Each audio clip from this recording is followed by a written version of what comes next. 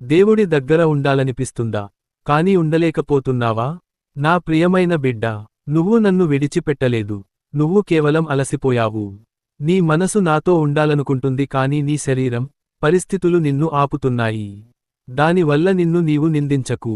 నేను నిన్ను ఎప్పుడూ దూరం చేయలేదు. నువ్వు ఒక అడుగు వెనక్కి వేసినా, నేను నీ దగ్గరికి 10 అడుగులు వస్తాను. నీకు ఎందుకు ఇలా అనిపిస్తుందో నాకు తెలుసు. జీవితంలో ఒత్తిడి, బాధలు, అయోమయం ఇవి నీ మనసును నన్నుంచి దూరం చేస్తున్నట్లు అనిపింపజేస్తాయి. కానీ నిజంగా, నేను నీకు చాలా దగ్గరగా ఉన్నాను. నువ్వు పెద్దగా ఏమీ చేయాల్సిన అవసరం లేదు. ఒక్క చిన్న ప్రార్థన, ఒక్క నిజమైన హృదయం, అది చాలు నాకు. నువ్వు నాతో ఉండాలనుకుంటున్నావు కదా, అదే నాకు చాలా ఆనందం. ఇప్పుడే మొదలు పెట్టు. పూర్తిగా కాకపోయినా, కొంచెం కొంచెంగా నాతో నడవు.